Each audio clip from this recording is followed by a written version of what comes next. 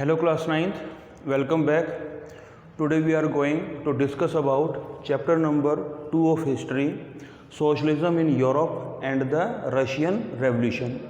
Before this we have discussed about the role of Bolshevik party in making socialist society कि कैसे under Lenin Russia के अंदर socialist society को develop किया गया। सोशलिस्ट सोसाइटी को डेवलप करने के लिए कंट्री के अंदर दो पंचवर्षीय योजना बनाई गई। पहली 5 ईयर प्रोग्राम था वो 1927 में इंट्रोड्यूस किया गया।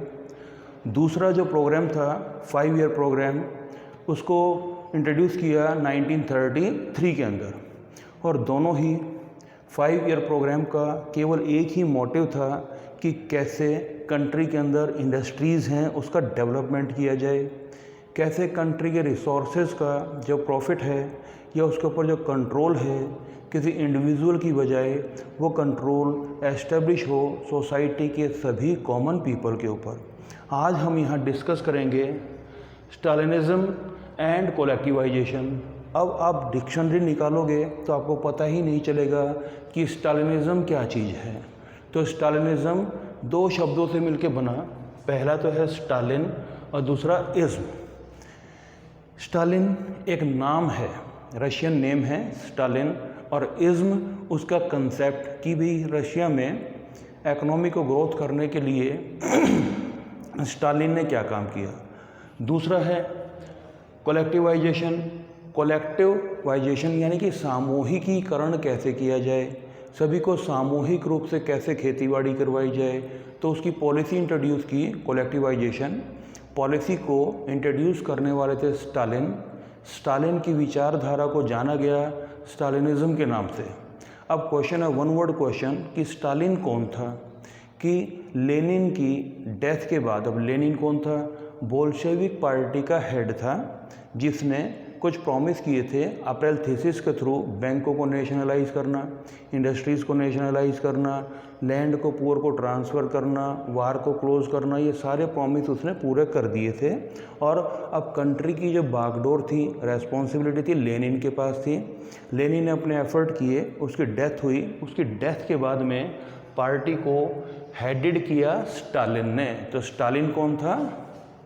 स्टालिन बोल्शेविक पार्टी का एक लीडर था जो कि लेनिन की डेथ के बाद में पार्टी का हेड बना।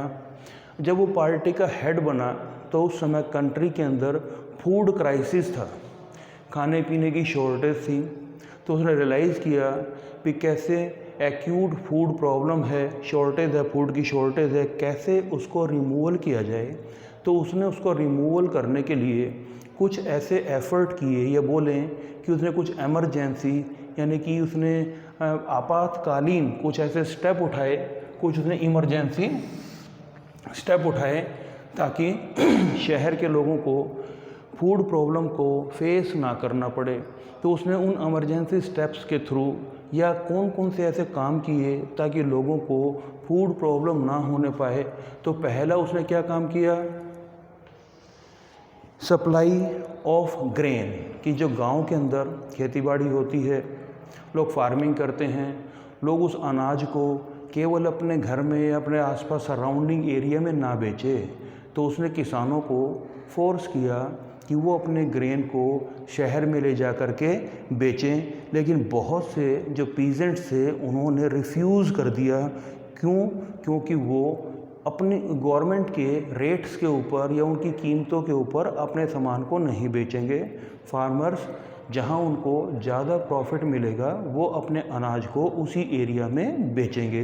तो गवर्नमेंट ने उनको फोर्स किया कि वो अपने अनाज को गवर्नमेंट के पास में बेचें। फिर स्टालिन ने एक और काम क्या किया कि स्टालिन ने इंट्रोड्यूस कर दिया कि जो भी बड़े बड़े रिच लोग हैं, यहाँ एक नाम आएगा कुलाक्स, जो पार्टी के मेंबर हैं, जो कुलाक्स हैं, उन कुलाक्स को रेडिंग की गई। रेडिंग, उनके ऊपर छापेमारी की गई। क्यों छापेमारी की गई? क्योंकि स्टालिन को लगता था कि गांव के अंदर जो बड़े बड़े रिच फार्मर्स हैं वो अपने गोडाउन्स के अंदर ग्रेन्स को, अनाज को इलीगल तरीके से होर्डिंग करके रखे हुए हैं, और वो होर्डिंग करेंगे, इलीगल उस पर काला बाजारी करेंगे, तो उनके ऊपर रेड डाली गई, उनके ऊपर छापेमारी की गई। और गांव के जो रिच फार्मर्स थे उनको लगता था कि अगर हम अपने सामान को मुसीबत के समय बेचेंगे या in the time of emergency sale करेंगे तो उनको प्रॉफिट ज़्यादा होगा। तो लेनिन ने किसानों को मजबूर किया अपने अनाज को शहर में ले जाने के लिए। जो गांव देहात से बिलोंग करने वाले रिच कुलाक्स थे, कुलाक्स रिच फार्मर थे, उनको रेड किया गया, छापेमारी की गई। स्पेक्यूलेशन सट्टेबाजी कीमतों के अंदर उतार चढ़ाव, मार्केट के जो भाव हैं, कीमतें हैं, उसको तय करना। तो स्टालिन ने स्पेक्यूलेशन को स्टॉप्ड, बंद करवा दिया। और जो भी होर्डिंग के ऊपर छापे मारे जाते थे उन ग्रेन्स को, सारे के सारे अनाज को कॉन्फिस्केटेड, जब्त कर लिया। तो ये कुछ ऐसे काम थे जो स्टालिन ने किए थे।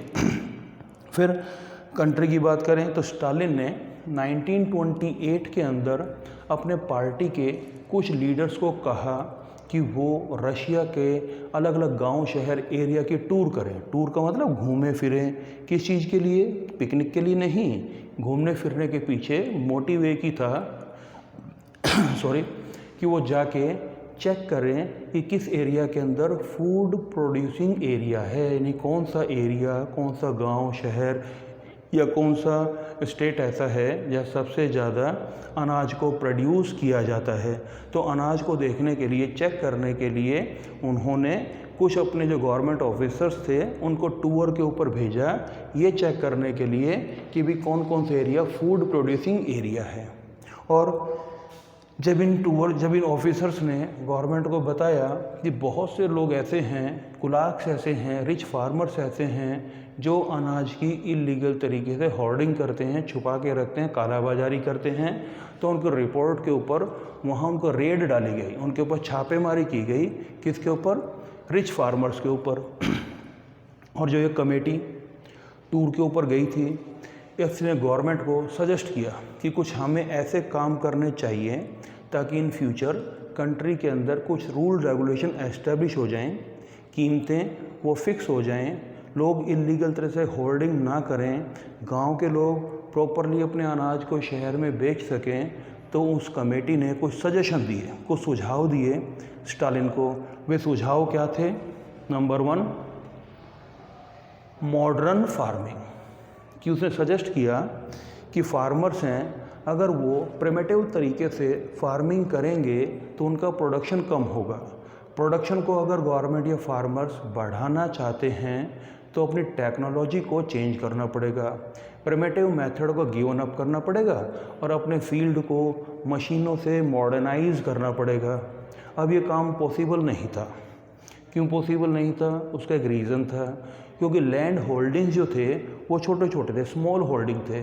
अब छोटे से फील्ड के अंदर हम बड़ी बड़ी मशीनों को सेटअप नहीं कर सकते हैं। तो ये जो समस्या आई, इसको भी रिमूवल किया गया। लोगों को फोर्स किया, सजेस्ट किया कि वो कलेक्टिव मैनर से फार्मिंग करें, यानी कि 8-10 फार्मर्स मिल जाएं तो लैंड होल्डिंग का साइज़ जो है वो बड़ा हो जाएगा। अब बड़ी लैंड होल्डिंग साइज के ऊपर बड़ी बड़ी मशीनें जो हैं हम उनसे फार्मिंग कर सकते हैं। फिर गांव उन्हें सजेस्ट किया, इस कमेटी ने नंबर 1 मॉडर्न फार्मिंग को सजेशन किया, नंबर 2 ये भी सजेस्ट किया कि गांव के अंदर जो बड़े बड़े रिच फार्मर्स हैं जो इलीगल तरीके से अनाज की सप्लाई को रोकते हैं, होर्डिंग करते हैं, स्पेक्यूलेशन, सट्टेबाजी करते हैं, तो उन्होंने सजेशन किया एलिमिनेट कुलाक्स, की जो कुलाक्स हैं उनको हटा दिया जाए, उनका रोल ख़त्म कर दिया जाए और छोटे छोटे खेतों को मिला करके बड़े बड़े फील्ड बनाए जाएं और उन फील्ड के ऊपर कंट्रोल किसका हो? कुलाक्स का, रिच फार्मर का, स्टेट का। तो उन्होंने सजेशन दिया कि जो बड़े बड़े फील्ड हो जाएंगे तो उसके ऊपर कंट्रोल होगा स्टेट गवर्नमेंट का, यानी कि स्टेट गवर्नमेंट है वो बड़े बड़े लार्ज फार्म्स को, फील्ड को अपना कंट्रोल एस्टेब्लिश करेगी। अब बेटा आप यहाँ एक नए वर्ड को देखेंगे, वो है कोलखोज। कोलखोज का मतलब कि 7, 8, 10, 15 फार्म्स को, फील्ड को मिला करके एक बड़े फील्ड को बना देना, उसको बोला जाएगा कोल खोज। अब 10 फार्मर्स मिलके काम करते हैं तो उनका जो कोल खोज है, उनका जो प्रॉफिट है वो किसी एक के पास जाएगा या सभी के पास? ऑब्वियसली सभी के पास। क्यों? क्योंकि लैंड होल्डिंग सभी ने मिला करके बड़ा साइज को बना दिया था। उस फील्ड में जितने भी फार्मर काम करेंगे, 2 करते हैं, 3, 4, 5, 8, 10, तो जितना भी प्रॉफिट होगा सभी के सभी फार्मर्स में अकॉर्डिंग टू देयर लैंड, उनकी ज़मीन कितनी है तो लैंड के अकॉर्डिंगली फिक्स कर दिया जाएगा। तो ये उन्होंने सजेशन दिया। अब गवर्नमेंट ने इस सजेशन के ऊपर काम करना शुरू किया। फार्मर्स को बोला गया कि वह इंडिविजुअल फार्मिंग करने की बजाय कलेक्टिवाइजेशन तरीके को अडॉप्ट करें, प्रिमिटिव मेथड की बजाय वो मॉडर्न फार्मिंग का यूटिलाइज़ करें। लेकिन बहुत से किसानों ने ऐसा करने से मना कर दिया। क्यों मना कर दिया? क्योंकि उनको लगता था कि अगर हम अपने ग्रेन्स को गवर्नमेंट तक देंगे तो शायद उनको प्रॉफिट कम मिलेगा। अगर हम अपनी मर्जी से अपने ग्रेन्स को, अपने अनाज को बेचेंगे तो शायद उनको प्रॉफिट ज़्यादा होगा। तो ऐसा सोचते हुए बहुत से जो फार्मर्स थे उन्होंने स्टालिन की जो पॉलिसी थी उसको रिफ्यूज़ कर दिया, मना कर दिया। अब कोई भी फार्मर अगर गवर्नमेंट की पॉलिसी को रिफ्यूज़ करेगा तो गवर्नमेंट बेटे चुपचाप तो बैठने वाली है नहीं, गवर्नमेंट कुछ ना कुछ एक्शन लेगी। और गवर्नमेंट ने एक्शन लिया। क्या एक्शन लिया? कि जिन जिन लोगों ने अपोज़ किया था कोल खोज का सामूहिक रूप से खेती बाड़ी करने का, उनको पनिश्ड किया गया। जब उनको पनिशमेंट पड़ने लगी, मिलने लगी, तो बहुत से फार्मर्स ऐसे थे अपनी जान को बचाने के लिए या पनिशमेंट से बचने के लिए अपने गांव का एरिया छोड़ दिया, डिपोर्टेड हो गए। यानी कि वो बहुत से लोग डिपोर्टेड हो गए। डिपोर्टेड अपने एरिया को छोड़ के चले जाना। क्यों चले गए? क्योंकि उन्होंने गवर्नमेंट की पॉलिसी को यूज़ करने से, इम्प्लीमेंट करने से मना कर दिया। जिन्होंने मना किया गवर्नमेंट ने पनिशमेंट किया। पनिशमेंट जब मिलने लगी तो बहुत से लोग डर के मारे अपनी जान को बचाने के लिए लोगों ने अपने एरिया को डिपोर्ट किया या एग्जाइल वहाँ से छोड़ करके भाग खड़े हुए। बहुत से फार्मर्स जो थे उन्होंने क्या किया? गुस्से में अपने जो खुद के जो लाइफ स्टॉक हैं, पशु हैं, मवेशी हैं, उनको डिस्ट्रॉय करना शुरू कर दिया। और एक फिगर बताती है कि उस समय के किसानों ने कलेक्टिवाइजेशन पॉलिसी से दुखी होकर के या परेशान होकर के अपने पशुओं को डिस्ट्रॉय किया और उनका नंबर कितना था? 1/3। तो गवर्नमेंट का अपोज़ अब बहुत से किसानों ने किया, अलग अलग एरिया में किया। तो स्टालिन ने डिसाइड किया कि जब सभी फार्मर्स की प्रॉब्लम है तो क्यों उन प्रॉब्लम को दूर किया जाए। तो स्टालिन ने नए ऑर्डर इशू किए। वो नए ऑर्डर क्या थे? कि अगर कोई कलेक्टिवाइजेशन पॉलिसी को अडॉप्ट करता है तो गवर्नमेंट उनको फाइनेंशियल सपोर्ट करेगी, फार्म को मॉडर्नाइज करने में मशीनें उनको देगी, कहीं ना कहीं उनको डोनेशन दिया जाएगा, गवर्नमेंट की तरफ से कुछ ना कुछ रिलीफ दी जाएगी, सहायता दी जाएगी। लेकिन जो फार्मर गवर्नमेंट की पॉलिसी को अपोज़ करते हैं या कलेक्टिवाइजेशन के अकॉर्डिंगली काम नहीं करते हैं तो गवर्नमेंट उनके साथ कोई भी सिंपैथी, कोई भी सहानुभूति को शो नहीं करेगी। चाहे वो मुसीबत में आते हैं, परेशान होते हैं, तो गवर्नमेंट की मर्जी है उनकी हेल्प करें या ना करें, लेकिन गवर्नमेंट उनकी हेल्प करेगी, उनके साथ सिंपैथी का भावना रखेगी, सिंपैथी शो करेगी जिन फार्मर्स ने गवर्नमेंट के अकॉर्डिंगली कोल खोज किया, यानी कि सामूहिक रूप से खेतीबाड़ी की।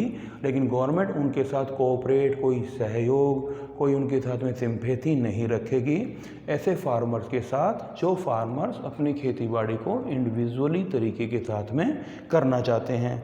तो ये था। फिर गवर्नमेंट ने डिसाइड किया कि कलेक्टिवाइजेशन जो प्रोग्राम है वो एकदम से इमीडिएटली इंक्रीजमेंट नहीं हो सकता है।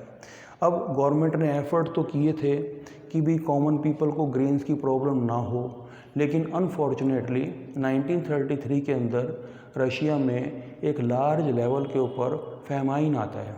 फार्मर्स की जो हार्वेस्ट है वो बेड हार्वेस्ट में कन्वर्ट हो जाती है।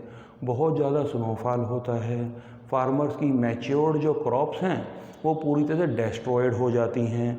स्टालिन ने काम तो किया था अनाज को बढ़ाने के लिए, प्रोडक्शन को बढ़ाने के लिए, लेकिन बैड हार्वेस्टिंग के कारण उसका प्रोग्राम फेलियर हो गया और 1933 में जब बैड हार्वेस्टिंग हुई, फैमाइन आया, तो अप्रॉक्सीमेटली 4 मिलियन कॉमन पीपल की डेथ हो जाती है। यानी कि 4 मिलियन पीपल मारे जाते हैं। कब? जब कंट्री के अंदर बैड हार्वेस्टिंग होती है। तो ये बेटा कुछ एफर्ट थे कि स्टालिन ने क्या काम किया अपनी कंट्री की इकोनॉमिक कंडीशन को इंट्रोड्यूस करने के लिए।